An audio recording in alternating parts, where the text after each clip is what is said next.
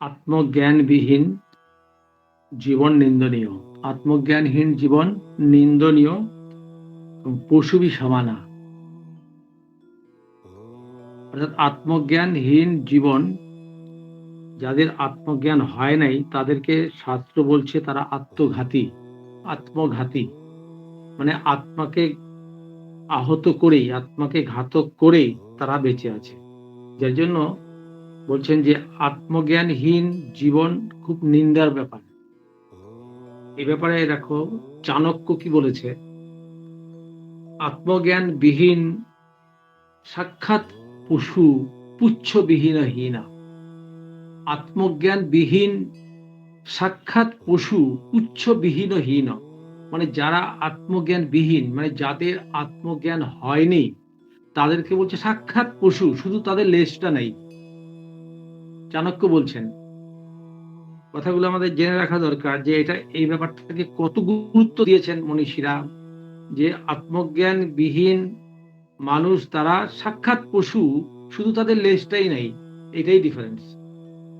এবং বলছেন যে যারা আত্মজ্ঞানহীন হয়ে বেঁচে আছে তারা আত্মহত্যা করে বেঁচে আছে, আত্মাকে হত্যা করেই তারা বেঁচে আছে, তারা আত্মঘাতক।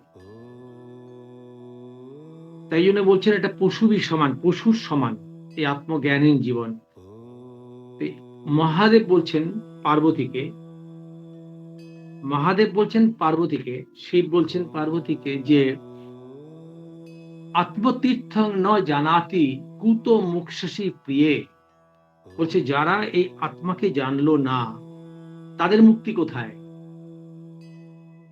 দেখুন ব্যাপারটা কত গুরুত্বপূর্ণ।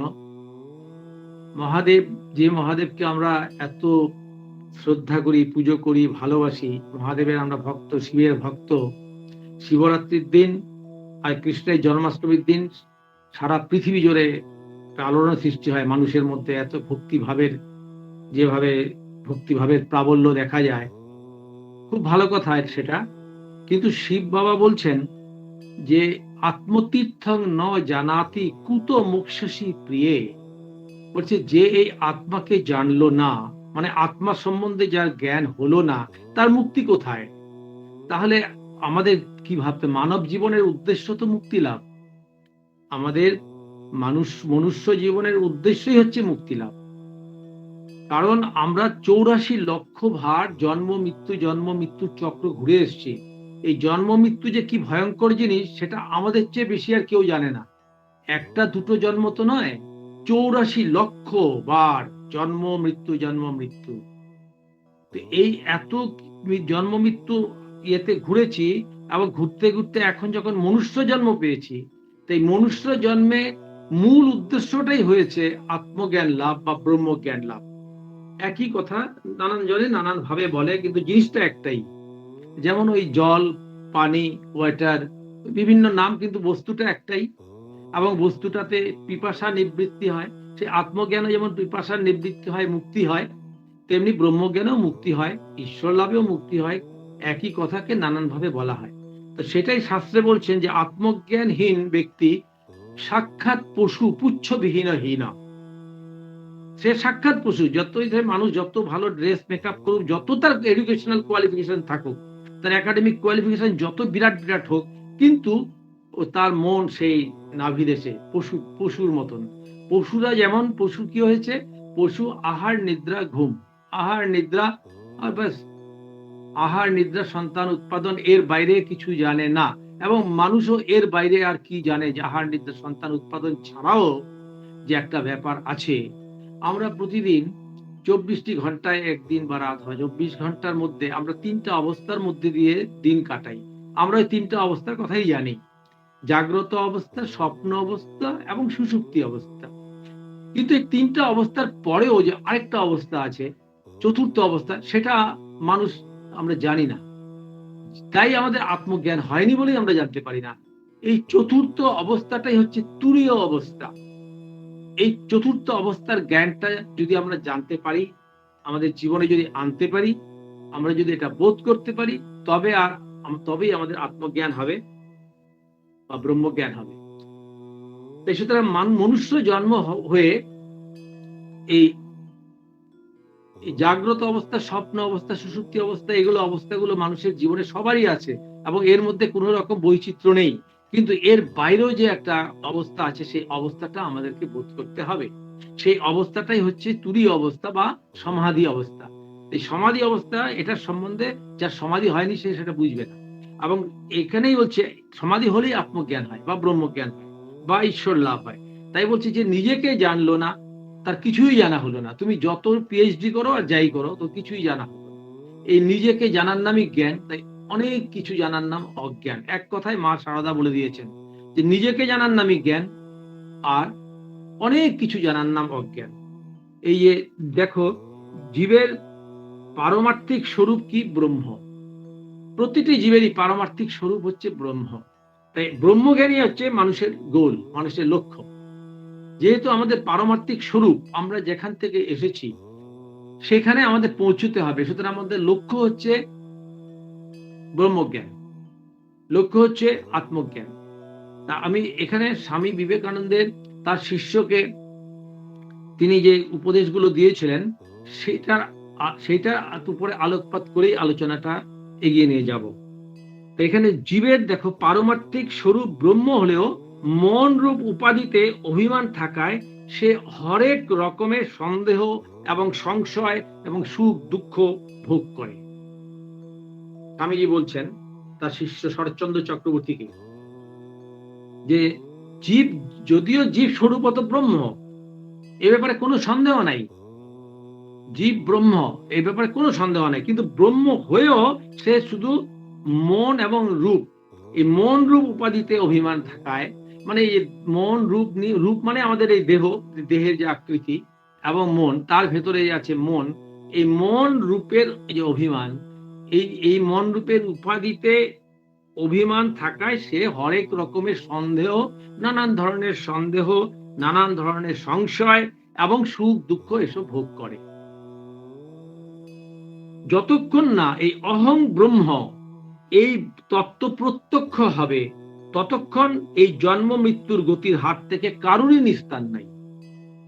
স্বামীজি বলছেন যে যতক্ষণ পর্যন্ত মানুষ অহং ব্রহ্ম মানে আমি ব্রহ্ম, এই জ্ঞানটা, এই তত্ত্বটা সে প্রত্যক্ষ করে, মানে সে বোধ করে, এই তত্ত্বটা যতক্ষণ পর্যন্ত না সে বোধ করতে পারবে, ততক্ষণ পর্যন্ত তার জন্ম মৃত্যুর যে চক্র, এই জন্ম মৃত্যুর এই গতি থেকে নিস্তার নেই। সে যেই হোক, যত বড় মানুষই হোক, যত প্রভাবশালী মানুষই হোক, যত ক্ষমতাবান মানুষই হোক, তার সে মুক্তি নাই।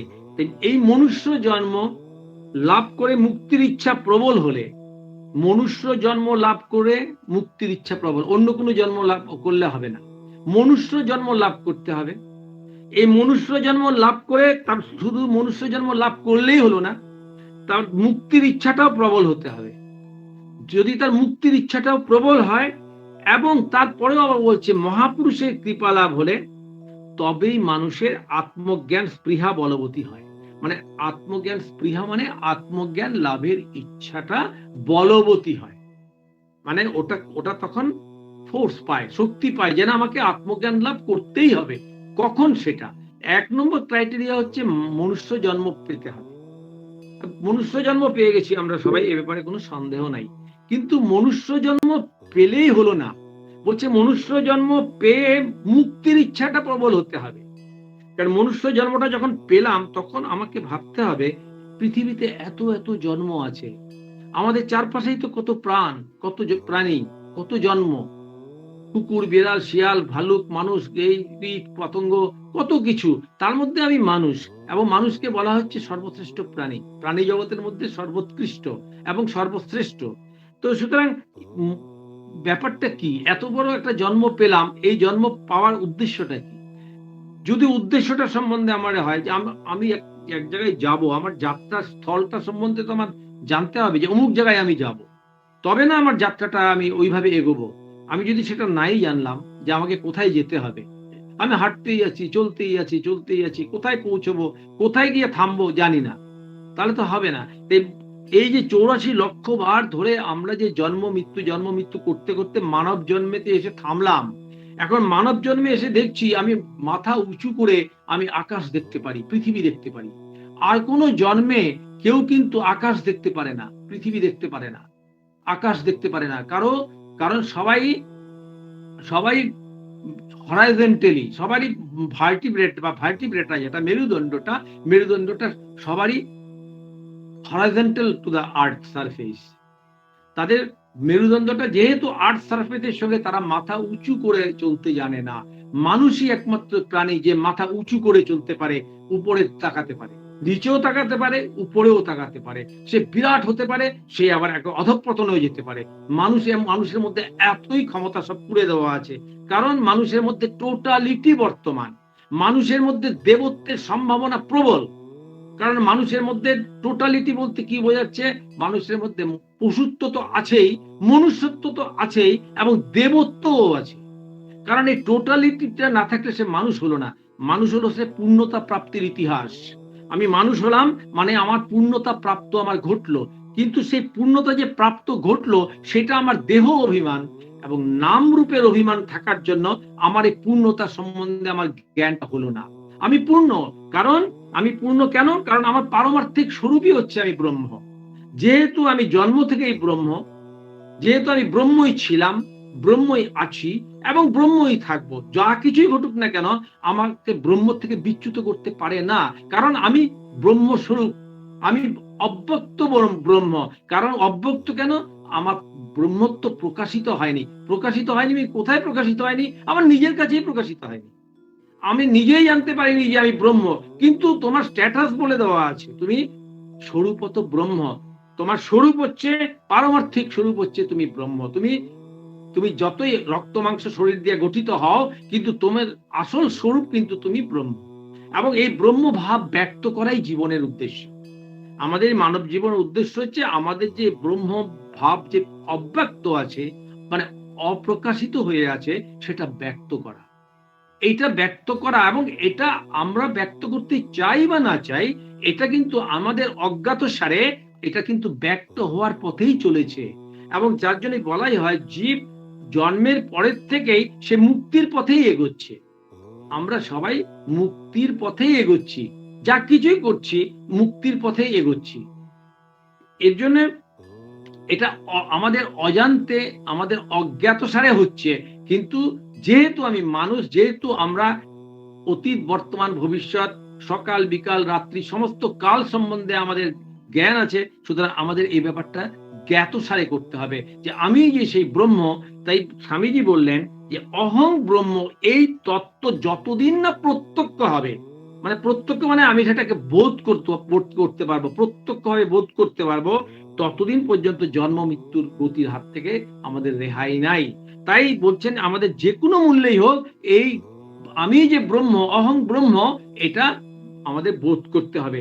আর যদি এটা বোধ না হয়, যদি এটা বোধ করার জন্য আমরা যত্নশীল না হই, তাহলে আমাদের কি আত্মজ্ঞানহীন ব্যক্তি পশুর তুল্য। বলছে শুধু সাক্ষাৎ পশু, পুচ্ছ বিহীন হীন। বলে আত্মজ্ঞানহীন মানুষ সাক্ষাৎ পশু, শুধু পুচ্ছটাই নাই, তার লেজটাই নাই। নইলে একটা পশুতে আর একটা মানুষে কোনো ডিফারেন্স নাই। ডিফারেন্স শুধু এই জায়গাটাতেই, পার্থক্য এই জায়গাটাতেই যে সে আত্মজ্ঞান লাভ করেছে, সে করেনি। যে আত্মজ্ঞান লাভ করেনি সে সাক্ষাৎ পশু, পুচ্ছ বিহান হীনা। এটা কে বলেছে? চাণক্য। চাণক্য একজন বিশাল বড় পণ্ডিত ছিলেন। আর আমাদের শিব ঠাকুর কি বলেছেন পার্বতীকে? যে যে আত্মজ্ঞান লাভ করতে পারেনি বা করেনি, সে তার মুক্তি কোথায়? মুক্তি গঙ্গা স্নানে মুক্তি নয়, নিরামিষ খাবারে মুক্তি নয়, পূজা পার্বণ করা, ব্রত উপবাস করাতে মুক্তি নয়। মুক্তি হচ্ছে আত্মজ্ঞান লাভে মুক্তি। আত্মজ্ঞান কি? যে আমি সেই ব্রহ্ম, অহং ব্রহ্মেতি, আমি সেই ব্রহ্ম, এটা বোধ করা। তো এটা বোধ করতে বাধা কি? বলছে এই মন রূপ উপাধি নিয়েই মানুষ। যেহেতু আমরা মানুষ এবং আমাদের মন এবং রূপ এটা নিয়েই আমরা মানুষ, আর মন দিয়েই আমাদের সকল বিষয় ধরতে হচ্ছে এবং বুঝতে হচ্ছে। মনের দ্বারাই আমরা বুঝি, যা কিছুই বুঝি, যা কিছুই শুনি, সবকিছু মনের দ্বারাই ধরছি এবং বুঝতে পারছি। কিন্তু এই মন যা ভাবে তা তো লিমিটেড। কেন লিমিটেড? মন যা কিছু ভাবছে, যা সবকিছু লিমিটেড। কেন? কারণ মনের আকার আছে। কিন্তু আমি তো আনলিমিটেড। আমি যেহেতু পারমার্থিক ভাবে আমি ব্রহ্ম, ব্রহ্ম মানেই হচ্ছে ইট ইজ আনলিমিটেড, ইনফিনিটি। ব্রহ্ম মানে হচ্ছে ইনফিনিটি, কিন্তু আমাকে এখানে আমি মারা যাচ্ছি কি, যে না আমি লিমিটেড। আমি যে মন দিয়ে আমি সবকিছু বুঝছি, সেই মন লিমিটেড মন। তার লিমিটেড মন দিয়ে আমি আনলিমিটেড কে কি করে বুঝবো? লিমিটেড মন মানে খণ্ড খণ্ড মন, খণ্ড খণ্ড মন। আর আত্মা বা ব্রহ্ম অখণ্ড। ইনফিনিটি মানে অখণ্ড, তাকে খণ্ডিত করা যায় না, অখণ্ড। তাই ওই খণ্ড মন দিয়ে তুমি অখণ্ডকে কি করে ধারণ করবে? খণ্ড মন দিয়ে, খণ্ডিত মন দিয়ে অখণ্ড চৈতন্যকে ধারণ করা যায় না। তাই কি করতে হবে? যেহেতু এক ধরনের ইদঙের সাথে এক ধরনের ইদগের মিল হয়, তাই আমাকেও আমার এই খণ্ডিত মনটাকেও অখণ্ড স্বরূপে নিতে হবে। তো কিভাবে আমি অখণ্ড স্বরূপে নিব? আমার মন তো লিমিটেড, মন তো অখণ্ড নয়, মন তো খণ্ড খণ্ড। এই মন কেন খণ্ড খণ্ড? মন লিমিটেশনটা কি? তাই বলছে আমি বেষ্টি, জীব হচ্ছে বেষ্টি। আর বেষ্টি মানে ইন্ডিভিজুয়াল, ইন্ডিভিজুয়াল জীব হচ্ছে বেষ্টি, আর সকল জীবের সমষ্টি হচ্ছে ঈশ্বর। এই পৃথিবীতে যত জীব জগতের, যত প্রাণী জগতে যত জীব আছে বা যত প্রাণী আছে, এই সম্মিলিত সমস্ত প্রাণীগুলিকে যদি সম্মিলিত করা যায় তাদের এই মনগুলোকে, তখন সেটা হচ্ছে সমষ্টি মন। আর আমি ইন্ডিভিজুয়ালি আমি সিঙ্গল, তো ইন্ডিভিজুয়ালি মন হচ্ছে জীব, আর সমষ্টিগত মন হচ্ছে শিব মানে ঈশ্বর। Summation of total mind is called god. যদি বলে ভগবান কাকে বলে, তাহলে বলতে হবে যে সামেশন মানে যোগফল। টোটাল মাইন্ড, পৃথিবীতে যত মন আছে সমস্ত মনের যোগফল হচ্ছে ঈশ্বর। আর আমি যখন ইন্ডিভিজুয়ালি হচ্ছি তখন আমি হচ্ছি জীব। তাই আমাদের জার্নি হচ্ছে ফ্রম ইন্ডিভিজুয়ালিটি টু ইউনিভার্সালিটি, মানে ইন্ডিভিজুয়ালিটি থেকে আমাদের ইউনিভার্সালিটিতে যাত্রা। তাই বলছে যে জীব হচ্ছে ব্যষ্টি আর সকল জীবের সমষ্টি হচ্ছে ঈশ্বর। তাই যেহেতু জীব ব্যষ্টি, তাই জীবের অবিদ্যা প্রবল। অবিদ্যা মানে কি? অবিদ্যা মানে হচ্ছে মায়া। অবিদ্যা, মায়াকে অবিদ্যা বলা হয়। অবিদ্যা মানে যাহা বিদ্যা নয়, মানে যে জিনিসটা যা নয় তাকে তা দেখছি, এই জন্য এটাকে বলা হচ্ছে যে মায়া। অবিদ্যা মানে মায়া। মায়াটা কি? যেমন আচ্ছা বলছেন এখন মায়া হচ্ছে জীব, জীব হচ্ছে সে মায়ার দ্বারা আবৃত, যার জন্য সে তার স্বরূপটা বুঝতে পারছে না। মায়ার দ্বারা আবৃতটা কিরকম? যেহেতু তার মনটা লিমিটেড, যেহেতু তার মনটা লিমিটেড হয়ে আছে, খণ্ড খণ্ড হয়ে আছে, তাই খণ্ড দিয়ে সে পূর্ণ জ্ঞানের অধিকারী হতে পারে না। সে যা কিছু দেখে সব ভুল দেখে, কারণ সে অবিদ্যার দ্বারা আক্রান্ত। অবিদ্যা হচ্ছে সেই মায়া। আর ঈশ্বর কি? ঈশ্বর বিদ্যা এবং অবিদ্যার পারে। বিদ্যা এবং অবিদ্যার যে সমষ্টি, বিদ্যা এবং অবিদ্যার সমষ্টিকে বশীভূত করে রেখেছেন। ঈশ্বর কি হচ্ছে? যার মধ্যে ঈশ্বরত্ব ডেভেলপ করেছে, দেবত্ব, ডিভিনিটি যার মধ্যে ডেভেলপ করেছে, সে কি করেছে? বিদ্যা এবং অবিদ্যা, বিদ্যা এবং অবিদ্যা দুটোই মায়া। শুধু বিদ্যাটাই মায়া না, অবিদ্যাটাও মায়া। বিদ্যা এবং অবিদ্যা দুটোই হচ্ছে মায়া। এবং এই মায়াটাকে কি করেছে? ঈশ্বর বশীভূত করে রেখেছে, নিজের কন্ট্রোলে রেখেছে। মানে আমি যদি ঈশ্বর হতে পারি, আপনি যদি ঈশ্বর হতে পারেন, মানে ঈশ্বরত্বে যদি আপনি আরূঢ় হতে পারেন, তাহলে কি হবে? আপনি এই যে মায়াকে বশীভূত করে রাখতে পারবেন। মামেব যোগ প্রপদ্যন্তে মায়া মেতং তরন্তিতে। এই যে ভগবান শ্রীকৃষ্ণ বলছেন, দৈবী হেষা গুণময়ী মম মায়া দূরত্বয়া মামেব যোগ প্রপদ্যন্তে মায়া মেতং তরন্তিতে। অর্থাৎ এই যে মায়া, যে বিদ্যা এবং অবিদ্যা দ্বারা আমরা আক্রান্ত, এই অবিদ্যা, এই মায়া হচ্ছে গুণময়ী। এই নানান রকম গুণের দ্বারা এই মায়াটাকে আমাদেরকে মায়া কবলিত করে রেখেছে। মায়াটা কি করে? মায়ার কাজ কি? যে একটা সত্য বস্তুকে মিথ্যা দেখায়, মিথ্যা বস্তুকে সত্য দেখায়, দড়িটাকে সাপ দেখায়। দড়িটা, একটা দড়ি পড়ে আছে, ওটাকে আমার সাপ দেখলাম, আমি আমার মধ্যে ভ্রম তৈরি করে দিল। আমি দড়ি ভালোভাবেই চিনি, কিন্তু চিনলে কি হবে? আমাকে এমন একটা ভ্রমিত করে দিল যে আমি ওটার মধ্যে সাপ দেখলাম শুধু না যে দেখলাম তা নয়, দেখে ভীষণভাবে ভয় পেয়ে গেলাম। অথচ কিন্তু কোনো একটা মুহূর্তের জন্য কিন্তু ওই দড়িটা কিন্তু সাপ হয়নি, দড়িটা দড়ি হয়ে পড়ে আছে, কিন্তু আমি সাপ দেখেছি, এবং দেখেছি মানে চিৎকার করে উঠেছি, ভয় পেয়েছি, আমার হার্ট ধুপধুপ করে হার্টবিট বেড়ে গেছে ভয়ের চোটে। এটা কি করে ঘটলো? এবং সত্যি এরকম হয় আমাদের প্রত্যেকেরই। কি করে হয়? এই অবিদ্যার প্রভাবে, মায়ার প্রভাবে। তাই বলছেন যে ঈশ্বর কি, যখন তুমি ঈশ্বরত্ব প্রাপ্ত হবে তখনই তুমি এই মায়াকে বশীভূত করে রাখতে পারবে।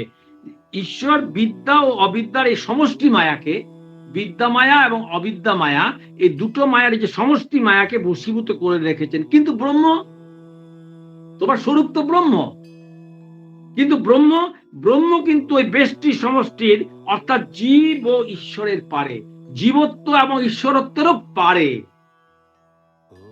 কথাটা বোঝা গেল? তাহলে আমরা কি পেলাম? জীব পেলাম, ঈশ্বর পেলাম, ব্রহ্ম পেলাম। জীব ব্রহ্মৈব না পর, ভগবান শঙ্করাচার্য বলছেন জীব ব্রহ্মৈব না পর, জীব ব্রহ্ম না হয়ে যায় না। ঈশ্বর তো অনেক পরের কথা, অনেক নিচু কথা। ঈশ্বর কি? ঈশ্বর হচ্ছে সগুণ ব্রহ্ম, মানে গুণে সমস্ত রকম গুণে গুণান্বিত। সত্যগুণ, রজগুণ, তমগুণ, এইসব 3 গুণে যিনি গুণান্বিত তিনি ঈশ্বর, তিনি সগুণ ব্রহ্ম। আর জীব তো মায়ার দ্বারা আবৃত। ঈশ্বর সর্বগুণে গুণান্বিত, সর ঐশ্বর্যপূর্ণ, সব ঈশ্বর স ভগবান, যার সমস্ত গুণের দ্বারা আবৃত সেই ঈশ্বর। আর ব্রহ্মের ডেফিনেশন কি বলছেন? স্বামীজি বলছেন ব্রহ্ম হচ্ছে এই জীব জগৎ থেকে একটা স্বতন্ত্র বস্তু। আবার এই জীব জগৎ থেকে স্বতন্ত্র বস্তু, জীব জগতে যা কিছু দেখছো তার থেকে স্বতন্ত্র, আলাদা বস্তু।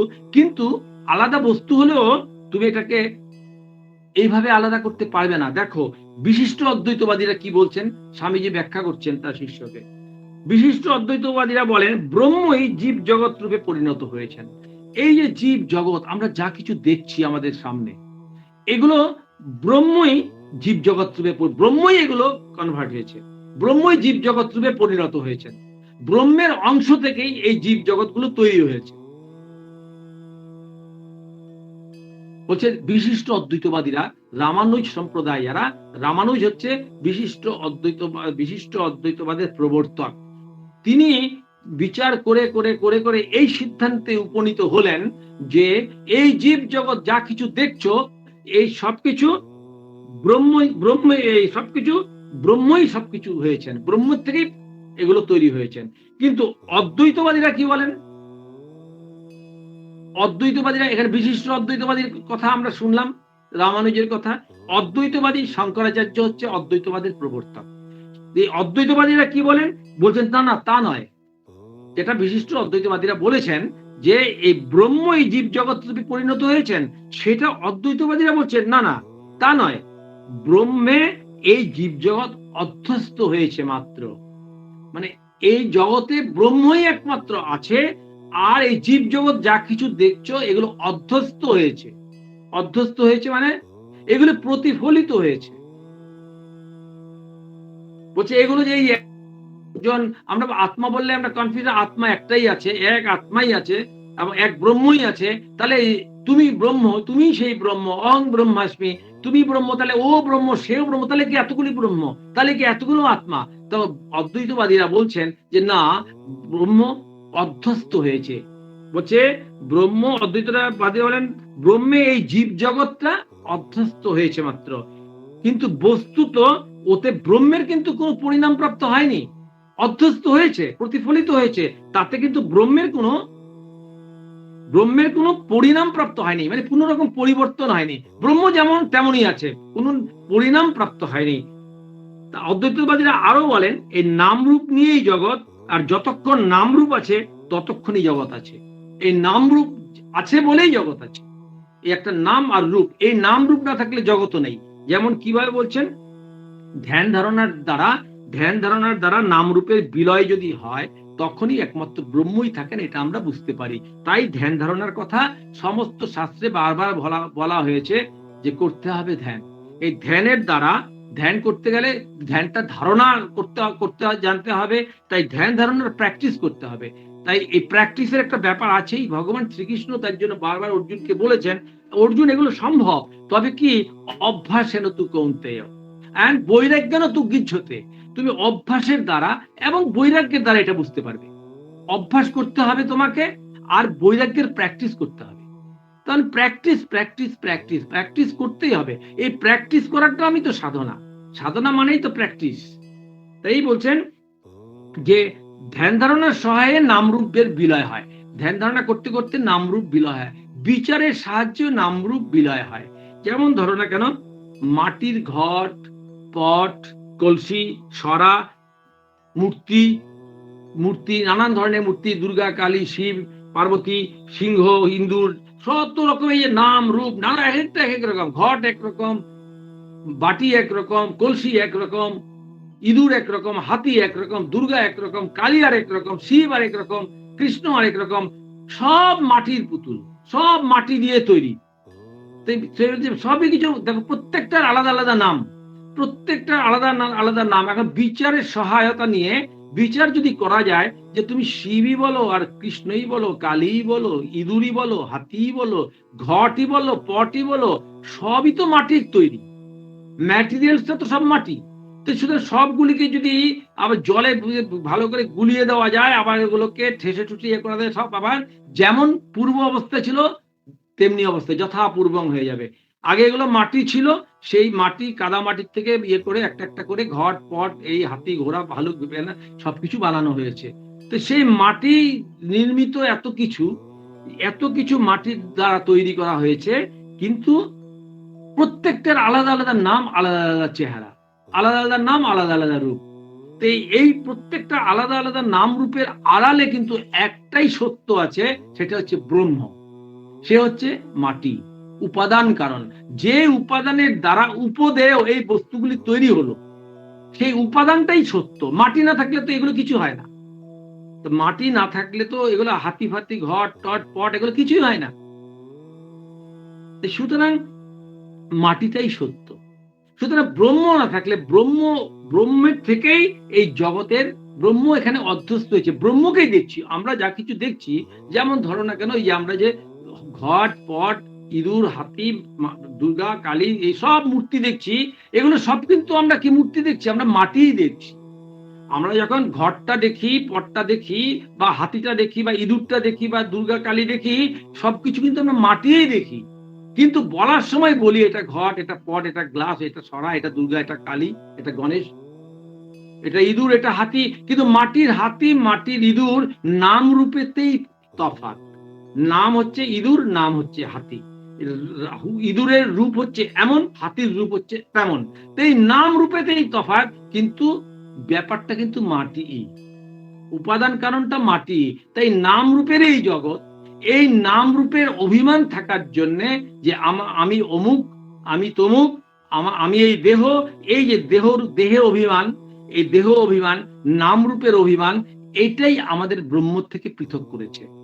যেমন ইঁদুর আর হাতি আর মাটির ঘট আর মাটির কলসি, এটা যেমন ওই নামগুলো দিয়ে পৃথক করেছে। দেখছি আমি মাটি আর বলছি আমি ঘট। দেখছি আমি মাটি, দেখার সময় আমি যখন মাটির ঘরটা দেখি, তখন কি আমি ঘট দেখি?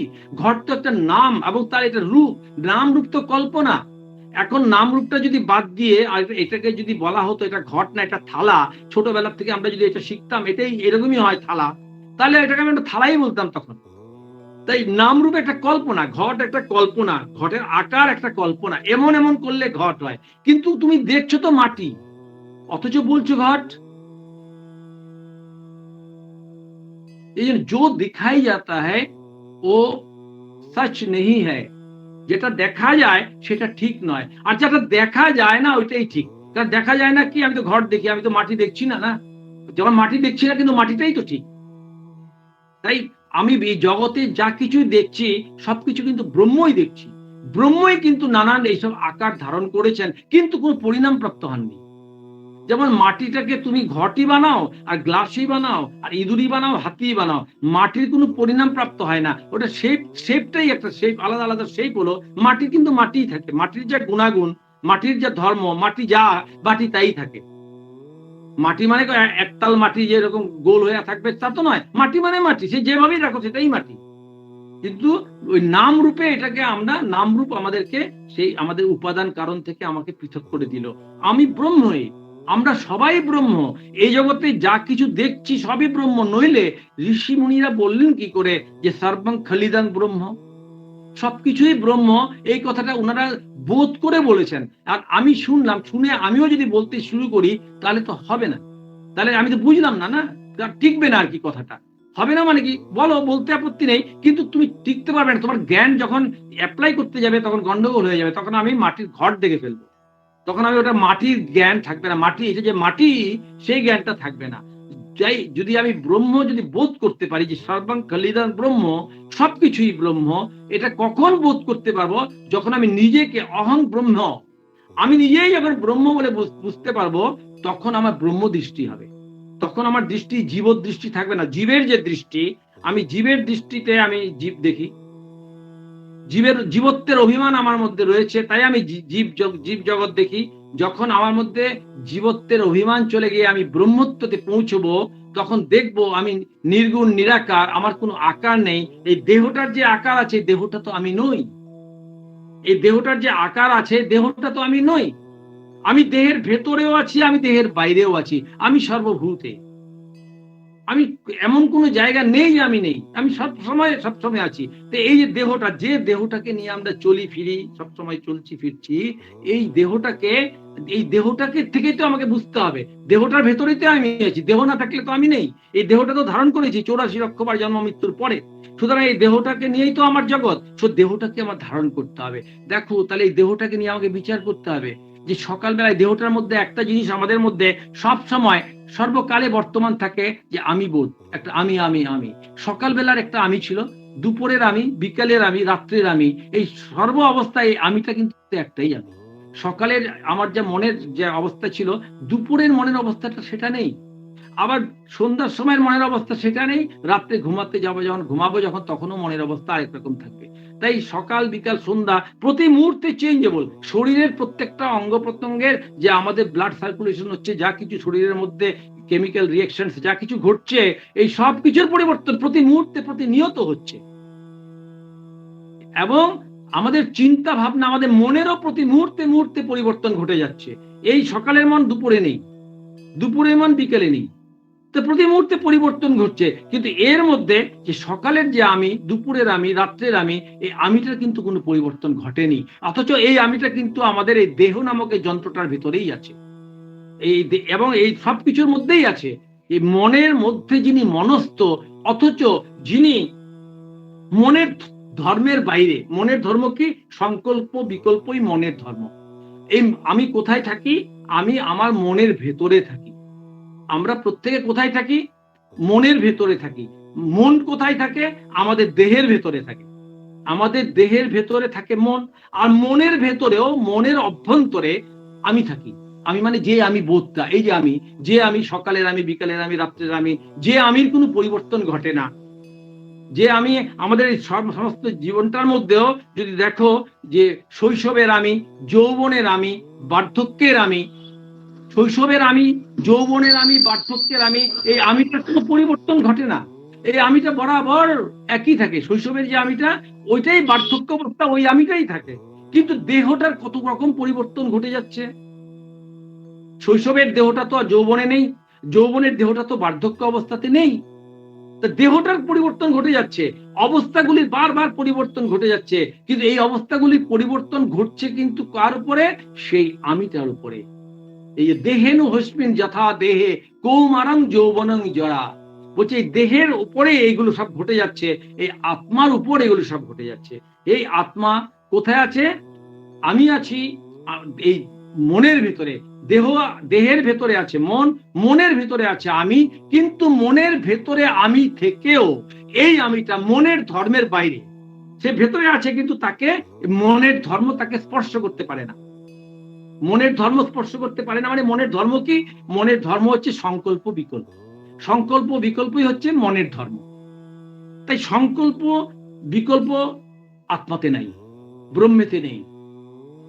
তাই মনের ধর্ম যেহেতু আমাকে স্পর্শ করতে পারে না, আমি কিন্তু সেটা সেই অদ্বিতীয় ব্রহ্ম, যার কোনো দ্বিতীয় এডিশন নাই, তার কোনো দ্বিতীয় সংস্করণ নাই। যে যে আমি আমার ভেতরে, সেই আমি আপনার ভেতরে, সেই আমি সবার ভেতরে। এটা ভাইস ভার্সা, সর্বতকালেই সত্য। আপনার ভেতরে যে আমিটা আছে, সেই আমিটাই কুকুর, বিড়াল, শিয়াল, মানুষ, মহাপুরুষ, কাপুরুষ, সবার ভেতরে সেই আমিটাই আছে, ওই একটাই আমি আছে। তো এটা কিভাবে এরকম থাকে, অদ্বৈত বেদান্ত সেটাকে ক্লিয়ার করে বুঝিয়ে দিচ্ছেন যে 10টা জল ভর্তি ঘট, 10টা ঘট নাও, মাটির ঘট 10টা নিলাম এবং তাতে জল ভর্তি করলাম। আকাশে সূর্য উঠেছে, সেই সূর্যের 10টা প্রতিবিম্ব 10টা ঘটে পড়েছে। 10টা জল ভর্তি ঘটে 10টা প্রতিবিম্ব করেছে, এবং ওগুলো প্রত্যেকটা কিন্তু সূর্যই। যে সূর্যের প্রতিবিম্বগুলো দেখছি, ওগুলো তাকালে একেবারে সূর্যের মতনই লাগবে, এবং তাকানো যাবে না। সূর্যের দিকে যেমন তাকানো যায় না, ওই সূর্যের প্রতিবিম্বগুলোর দিকেও তাকাতে পারবেন না, চোখ ধাঁধিয়ে যাবে। তাই 10টা সূর্য দেখাচ্ছে, প্রতিবিম্বিত সূর্য। তাই বলে কি সূর্য 10টা হয়ে গেল? হলো না। সূর্য 10টা তো হলো না, সূর্য ওখানে অধ্যস্ত হয়েছে, প্রতিবিম্বিত হয়েছে। এখন একটা একটা করে যদি ঘটগুলি ভেঙে দিই, তাহলে কি হয়? একটা ঘট ভাঙলে একটা সূর্য চলে গেল, দুটো সূর্য চলে গেল। কিন্তু 10টা ঘট ভেঙে দিলে তখন সূর্য কি চলে গেল? সত্য সূর্য একটা তো রইলেই, সেই সূর্য তো একটা রইলেই, সেই প্রতিফলিত সূর্যগুলি চলে গেল। তাই আমার ধারণা আছে যে আত্মা যদি একই হয়, তাহলে এতগুলো আত্মা, আমিও আত্মা, তুমিও আত্মা, ও আত্মা, সেও আত্মা, এগুলি সব প্রতিফলিত, সব অধ্যস্ত হয়েছে মাত্র। এগুলো সব অধ্যস্ত হয়েছে। মূল যে আত্মা, সেই পরমাত্মার থেকে যেটা এসছে, সেটা হচ্ছে সেই পরমাত্মা, এটাই সত্য। ওটারই অস্তিত্ব আমাদের ভেতরে। যেই আমি আমাকে জানতে পারবো, সেই আমি টোটালটাকেই জানতে পারবো। এই জন্যই বলা হচ্ছে যে নিজেকে জানো, আত্মানাং বিদ্ধি, অর্থাৎ এই আত্মাকে জানো। এই আত্মাকে জানলে সবকিছুকে জানা যায়, কারণ সর্বভূতে সেই এক আত্মাই তো আছে। তাই বলছেন যে অদ্বৈতবাদীরা বলেন যে ব্রহ্মে এই জীবজগৎ অধ্যস্ত হয়েছে ঠিকই, কিন্তু তাতে কোনো পরিণাম প্রাপ্ত হয়নি। মানে ব্রহ্ম এখানে থেকে সূর্য প্রতিফলিত হয়েছে জল ভর্তি ঘটে, কিন্তু সূর্য কোনো পরিণাম প্রাপ্ত হয়নি। সূর্য সূর্যের মতনই আছে। তাই বলছে, কারণ ওই সূর্যটাকে কোন রকম তো চেঞ্জ হয়নি, একই রকম আছে। তার তার তার অনেক জায়গায় প্রতিফলিত হওয়াতে তার তেজ কমে যায়নি বা তার পাওয়ার কমে যায়নি। তাই বলছে যতক্ষণ এই নাম রূপ আছে, ততক্ষণ পর্যন্ত আমাদের এই জগৎটা থাকবেই। তাই এই জগতের হাত থেকে মুক্তি পেতে গেলে এই নাম রূপের হাত থেকে মুক্তি পেতে হবে। তো এটার জন্য তখন স্বামীজি কি বলছেন তার শিষ্যকে? দেখো, স্বামীজি বলছেন যে মানুষের আত্মজ্ঞান স্পৃহা বলবতী হয় মহাপুরুষের কৃপা লাভ হলে। মানে ঈশ্বরের কৃপা লাভ হলে পরেই, ঈশ্বর মানে ঈশ্বর প্রেরিত পুরুষ, যে মহাপুরুষ। মহাপুরুষ মানে কি? যার মধ্যে ঈশ্বরত্ব জাগ্রত হয়েছে, দেবত্ব জাগ্রত হয়েছে, যিনি দেবত্বকে উপলব্ধি করেছেন। তো সেই মহাপুরুষের কৃপা লাভ হলে মানুষের আত্মজ্ঞান লাভের স্পৃহাটা বলবতী হয়। আচ্ছা, নইলে কি হয়? নইলে ওই কাম কাঞ্চন জড়িত লোকের ওদিকে মনের গতি হয় না। যদি কেউ এই ব্রহ্মজ্ঞ পুরুষের সান্নিধ্য না পায়, তাহলে ওই কাম কাঞ্চন নিয়ে সারা জীবন কাটিয়ে দেবে। টাকা পয়সা, ধন সম্পত্তি, এটা ওটা সেটা, এই নিয়ে কাটিয়ে দেবে। ঈশ্বর লাভের আগ্রহ, মুক্তি লাভের আগ্রহ তার কোনোদিনই হবে না। তাই বলছেন, স্বামীজি বলছেন, যে এইসব ত্যাগ করতে প্রস্তুত, সে সুখ দুঃখ ভালো মন্দের চঞ্চল প্রবাহে ধীর স্থির শান্ত সমনস্ক, সেই আত্মজ্ঞান লাভে যত্নপর হয়।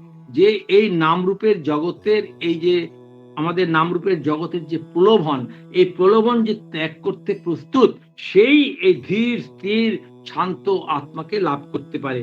তখন এই ত্যাগ করার কথাই যখনই বলছেন, তখন সঙ্গে সঙ্গে শিষ্য বলছেন, শিষ্য শরৎচন্দ্র চক্রবর্তী বলছেন, তবে কি ত্যাগ মানে কি সন্ন্যাস? তাহলে কি সন্ন্যাস ছাড়া কি ব্রহ্মজ্ঞান হতে পারে না?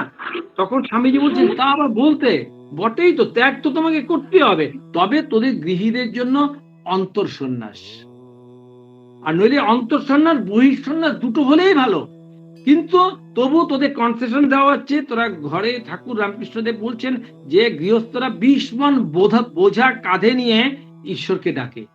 এত এত প্রতিকূল অবস্থা সংসারে, নানান রকম প্রতিকূল অবস্থার মধ্যে মানুষ ঈশ্বরকে থাকতে হয়, সুতরাং প্রায় 20 মণ বোঝা মাথায় নিয়ে তারপর তাকে ঈশ্বরকে ডাকতে হয়। তাই বলছেন যে তোমাকে তাহলে বহিঃসন্ন্যাস তখন তোমাকে নিতে হবে না, কিন্তু অন্তঃসন্ন্যাস তো তোমাকে হতেই হবে। মানে অন্তরে তোমাকে ত্যাগ করতে হবে।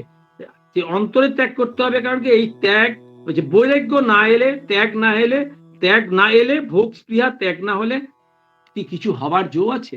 যদি ত্যাগ না হয় তাহলে কি কিছু হবার জো আছে? এখন বলছে এটা কি ছেলের হাতের মোয়া যে তুমি ধোঁকা দিয়ে কেড়ে নেবে? এটা তো ছেলের হাতের মোয়া নয় যে তুমি বুঝিয়ে, এটা তোমাকে ত্যাগ হতেই হবে। তোমাকে ত্যাগটা কি রকম বলছে? মনেতে ত্যাগ, মনেতে ত্যাগ। আরো এটাকে সহজ করে দিয়ে স্বামীজি বলছেন যে কি ত্যাগ না, কোন বস্তু তোমাকে, যেসব বস্তুগুলি তুমি এত কষ্ট করে জোগাড় করেছো ওগুলোকে ত্যাগ করতে গেলে তো এখন সবাই দৌড়ে পালাবে, বলে আমার দরকার নেই এইসবের। কিন্তু বলছে না, ওগুলোর উপর আসক্তি ত্যাগ। বলছে ত্যাগ বলতে কি বলছে? আসক্তি ত্যাগই ত্যাগ। বস্তুটা থাকুক তাতে কিচ্ছু আসে যায় না, কিন্তু বস্তুটার প্রতি আসক্তি না থাকলেই হলো। অ্যাটাচমেন্ট, এই অ্যাটাচমেন্টই আমাদের সংসার, অ্যাটাচমেন্টই আমাদের বন্ধনের কারণ, আর ডিটাচমেন্ট মুক্তির কারণ। এই অ্যাটাচমেন্ট এবং ডিটাচমেন্ট এটা আমাদেরকে শিখতে হবে, এটা আমাদের প্র্যাকটিস করতে হবে। জগতের কোনো সব কিছুর মধ্যে তুমি থাকো, কিন্তু কোনো কিছুর মধ্যে তুমি যুক্ত হয়েও না। যদি যুক্ত না হয়েও থাকা যায়, সেটা প্র্যাকটিসের ব্যাপার, প্র্যাকটিস করতে হবে। তাই তখন বলছে তাহলে সাধনা করতে করতে তবেই ত্যাগ আসতে পারে। তখন স্বামীজি বলছেন যে দেখো, যার ক্রমে ক্রমে আসবে, আসুক গিয়ে, তুই কি তাহলে বসে থাকবে নাকি? কবে ত্যাগ আসবে, কবে কি হবে, তুই বসে থাকবি? এখনই খাল কেটে জল আনতে লেগে যা না। বলছে এখনই খাল কেটে জল আনতে লেগে যা না। ঠাকুর বলতেন যে হচ্ছে হবে, এগুলো মেদাটে ভাব। হচ্ছে হবে, হবে, ধীরে ধীরে হবে, মাত্র তো সাধনা শুরু করেছি। বলছে না না, হচ্ছে হবে, এগুলো মেদাটে ভাব। স্বামীজি বলছেন পিপাসা পেলে কি কেউ বসে থাকতে পারে? পিপাসা পেলে কি কেউ বসে থাকতে পারে? না জলের জন্য ছুটোছুটি করে। তাই পিপাসা পায়নি, তাই এসব বলছি যে ক্রমে হবে, সাধনা করতে করতে হবে। তো পিপাসা পায়নি মানে তোর মুক্তি লাভের ইচ্ছাই জাগেনি, তাই তো এগুলি কথা বলছিস। তাই বিবিদিশা যখন প্রবল হয়নি, তাই এই মাক ছেলে নিয়ে সংসার করছিস। তাই তো এগুলো সংসার টংসার, এটা ওটা সেটা, আমার ছেলেটার অসুখ, আমার ছেলেটার ওই হয়েছে, ছেলেটার অ্যাডমিশন হবে, ছেলেটার স্কুল খুলবে, স্কুল বন্ধ হবে, এগুলো নিয়ে পড়ে আছিস। স্কুল খুললে তোর কি, স্কুল বন্ধ হলে তোর কি? স্কুল খুললে টিফিন দিতে হবে, দে।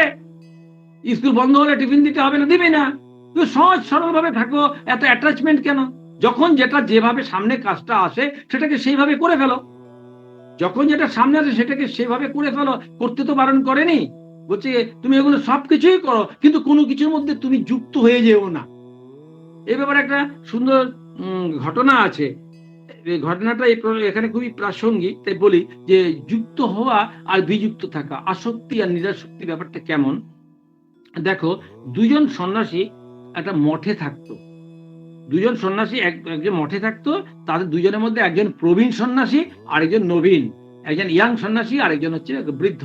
তো দুজন সন্ন্যাসী প্রতিদিনই ওরা শহরে যেত ভিক্ষে করতে, এবং ভিক্ষে করতে যাওয়ার সময় তাদেরকে একটা নদী পার হয়ে যেতে হতো, নৌকো করে নদী পার হয়ে তারপর গিয়ে ভিক্ষা টিক্ষা করে সকালে ভিক্ষা করতে যেত, রাত্রে সন্ধ্যার দিকে বিকেলের দিকে ফিরতো। তো এরকম করে ডেলি যেত, এবং তারা এই বেদান্তের এসব কথা তত্ত্ব আলোচনা করতে করতে যেত। তো এরকম যেতে যেতে একদিন আসার সময়, ভিক্ষা করে আসার সময়, ওই দুজন প্রবীণ এবং নবীন সন্ন্যাসী দুজন আসছে। আসার সময় একজন দেখছে যে ওই নৌকো করে, নৌকো ভর্তি করে সবাই আসছে, ওই নৌকো থেকে একজন মহিলা, একটা যুবতী মহিলা ঝাঁপ দিয়ে নদীর মধ্যে ঝাঁপ দিয়ে পড়ে গেছে। মানে ও সুইসাইড করার ইচ্ছে, তাই ও সুইসাইড করার জন্য ঝাঁপ দিয়ে পড়ে গেছে। তখন এটা দেখে সবাই গেল গেল, সবাই চিৎকার করছে গেল গেল, কিন্তু কেউ কিন্তু এগোচ্ছে না। তখন ওই নবীন সন্ন্যাসীটা প্রবীণ সন্ন্যাসীকে বলছে এই দেখো দেখো, আমাদের জীবন তো পরার্থে, আমাদের তো সাতকালেও ত্রিকালে কেউ নেই, আমাদের জীবন পরার্থে, ডুবে মরছে মেয়েটা, ওকে ওকে চলো তোলো তোলো, তুমি তো ভালো সাঁতার জানো, তোলো। তো ওকে বলছে সে বৃদ্ধ সন্ন্যাসী, বৃদ্ধ তো নয় মানে প্রবীণ, তো ওকে সন্ন্যাসীকে বলছে। তখন বলছে না না না, আমরা সন্ন্যাসী, আমাদেরকে নারী নারী স্পর্শ করাই পাপ, আমাদের তো এটা কখনো উচিত না। কি বলছো তুমি এগুলো, পাগলের মতো কথা। বলে আরে না না, ওই দেখো ডুবে ডুবে মরছে, একটা মানুষ মরে যাবে, আর তুমি এইভাবে কি বলছো? ও বলছে না না, বলে আমি যাচ্ছি। বলে আরে ওকে টানাটানি করছে, না যাবি না যাবি না। আর ও সব হাত টাত ছাড়িয়ে ওই নবীন সন্ন্যাসীটা ঝাঁপিয়ে পড়েছে। আর কোনো ভদ্রলোক কিন্তু ঝাঁপিয়ে পড়েনি। নবীন সন্ন্যাসীটা ঝাঁপিয়ে পড়ে ওই মহিলাটিকে ধরেছে, ধরে টেনে টেনে টেনে টেনে নিয়ে পাড়ে নিয়ে গেছে, তারপর তাকে ধীরে ধীরে শুশ্রূষা করে তুলেছে।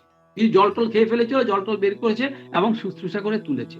তারপর বলছে এবার ওরা নৌকাও পৌঁছে গেছে তো ওপারে, তখন নৌকাও পৌঁছে গেছে, তখন ওরা বলছে তখন বলছে এবার চলো। সবাই তো গুনগুন করছে কার বাড়ির বউ, কি ব্যাপার। ওই নবীন সন্ন্যাসীর গেল, ভূক্ষেপ নেই, সে ওটাকে উঠে গেল, যখন ইয়ে হয়ে গেল, ওর যখন সেন্স এসে গেছে, তখন বলছে নবীন সন্ন্যাসী চলো।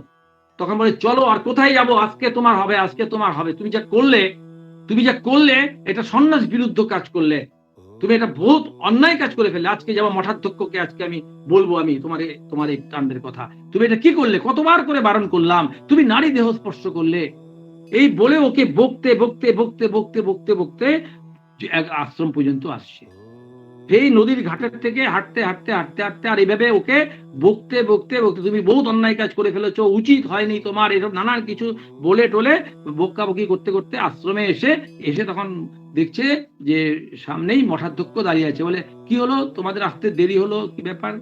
তখন মঠাধ্যক্ষকে বললো, আর বলবেন না, আপনার এই যে নবীন সন্ন্যাসী, আপনি সন্ন্যাস দিয়েছেন, এই দেখুন এর পাল্লায় পড়ে আজকে অবস্থা। কি হয়েছে?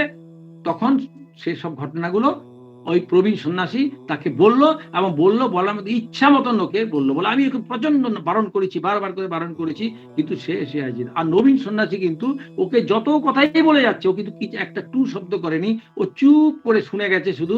এবং ওখানে এসে যখন মঠাধ্যক্ষকে যখন নালিশ করছে, তখনও সে কিছু বলছে না।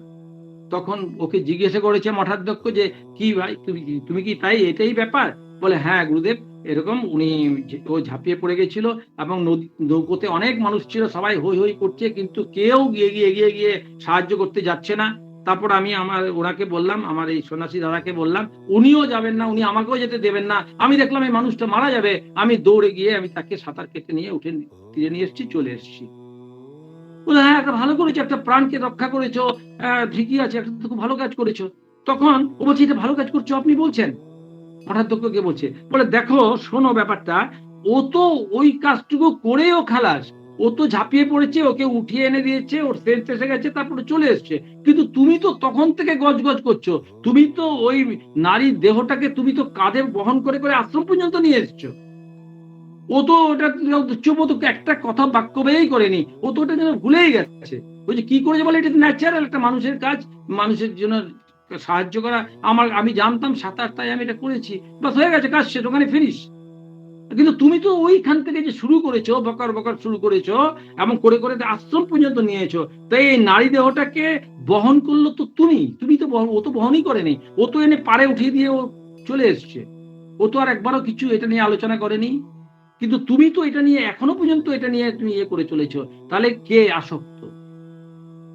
তোমার মন তো ওই নারী দেহটাকে নিয়েই পড়ে আছে, এই নারী দেহকে স্পর্শ করেছে, ওই করেছে, অন্যায় করেছে, ওই করেছে। তাহলে আসক্তি এবং নিরাসক্তি বোঝা গেল।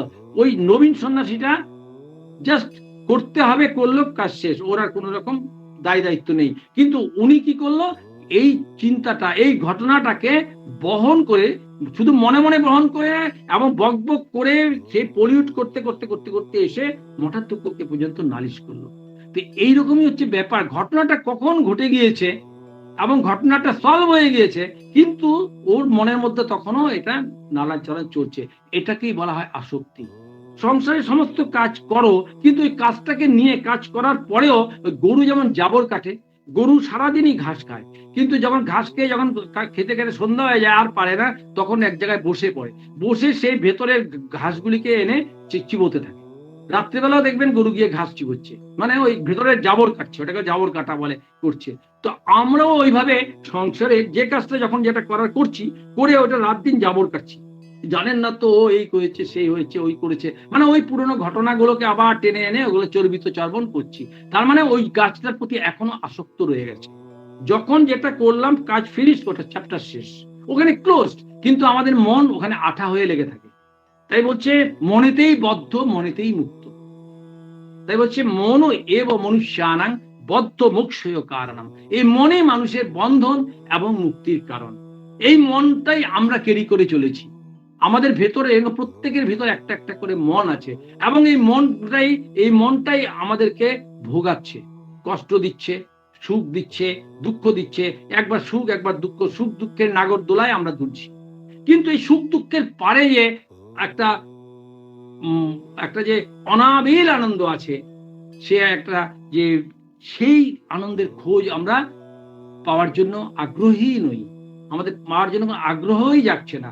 এবং এটা জাগবে না, এইরকম ভাবে ৮৪ লক্ষ বার আমরা ঘুরবো। কিন্তু যদি কোনো আত্মজ্ঞান সম্পন্ন, ব্রহ্মজ্ঞান সম্পন্ন, ব্রহ্মজ্ঞ কোনো যদি ব্রহ্মজ্ঞ পুরুষের সঙ্গ পাই, তাহলে আমাদের এই আত্মজ্ঞান লাভের স্পৃহাটা বলবৎ হয়। তখন আত্মজ্ঞান লাভ করার জন্য আমাদের ইচ্ছাটা প্রবলভাবে হয়। তখনই আমরা কিভাবে আত্মজ্ঞান লাভ করতে পারি, এটার জন্য আমরা যত্নশীল হই। তো এই আত্মজ্ঞান লাভের প্রতিবন্ধক হচ্ছে আমাদের এই নামরূপ, আমাদের এই মন। এই মনের মধ্যে যে নামরূপের আড়ালে যে আমরা বন্দী হয়ে আছি, সেটাই হচ্ছে একমাত্র বন্ধক। কারণ প্রত্যেকটা নাম এবং রূপের তার মানে আকার আকার আছে, এবং যখনই আমি কোনো ওই নাম রূপের কিছু একটা চিন্তা করছি, প্রতিটি চিন্তার একটা আকার আছে।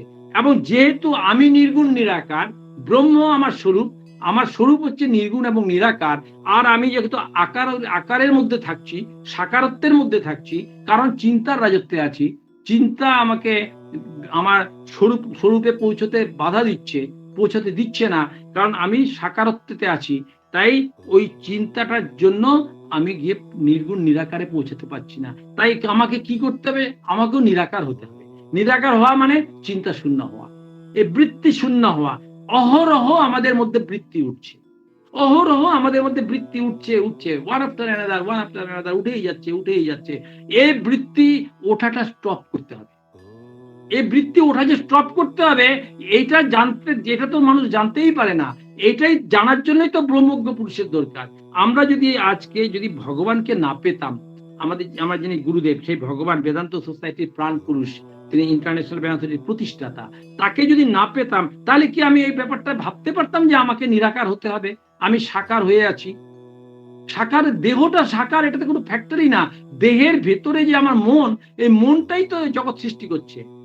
দেহটা তো কিছু করতে পারে না, দেহটা তো জড় পদার্থ, দেহটা নিজের কিচ্ছু করার ক্ষমতা নাই। মনই দেহটাকে চালায়, আর এই মনকে যে ফুয়েলিং দেয়, মনকে চালায় সে আত্মা। আত্মার আলোকে মন আলোকিত হয়। আমরা তখন দেখি আমাদের মনের ভিতর এই চিন্তা ঘুরছে, সেই চিন্তা ঘুরছে, আমাদের মন তখন এটা ওটা ক্রিয়া করতে থাকে এই দেহের মাধ্যমে। দেহ একটা যন্ত্র ছাড়া কিছু না।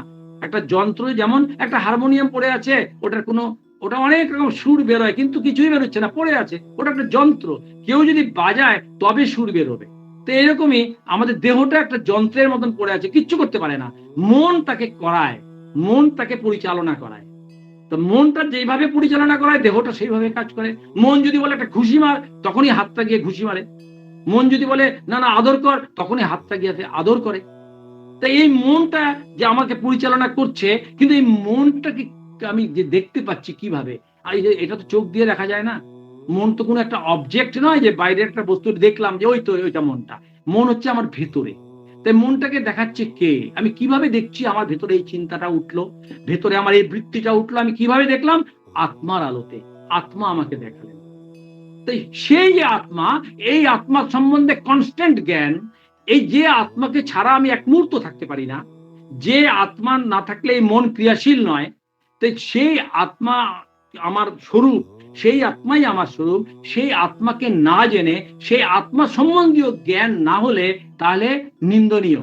শাস্ত্র বলছে তুমি নিন্দার যোগ্য। বলছেন এই এর জন্য বলছেন যে তুমি কি পুচ্ছবিহীন পশু। তোমার লেজ নাই ঠিকই, কিন্তু লেজ না থাকলেও তুমি পশু তুল্যই। কারণ তুমি নিজেকে জানো না, তুমি যে আত্মা সেটা জানো না। তাই এই আত্মাকে জানতে গেলে এই জাগতিক বস্তুগুলির নিন্দা আমাদের মধ্যে জাগতে হবে। যে বস্তুগুলি আমার খুব ভালো লাগে, যে বস্তুগুলিকে নিয়ে আমি খুব ব্যস্ত থাকি, এগুলোকে বলা হয় অনাত্ম বস্তু। দুটো বস্তুই আছে, একটা আত্মা, একটা অনাত্ম আছে। অ্যাকচুয়ালি আত্মাই। এটা এখন আমরা বুঝবো না, এটা আমরা তখনই বুঝতে পারবো যখন আমরা আত্মজ্ঞান হবে। তখন আমরা বুঝতে পারবো যে এক আত্মাই আছে, আর অন্য কিছুই নাই। কিন্তু তার আগে পর্যন্ত আমাদের এই ডিফারেন্সিয়েশনটা হচ্ছে, একটা আত্মা আছে, আর আত্মা ছাড়া বাকি যা কিছু সব অনাত্ম। এই অনাত্ম ঐশ্বর্য আমাদেরকে ঝামেলা করছে। তাই শঙ্করাচার্য বললেন, এই অনাত্ম ঐশ্বর্যের নিন্দা হৃদয়ে উঠেছে যাহার, আত্ম সাক্ষাৎকার তার অধিকার।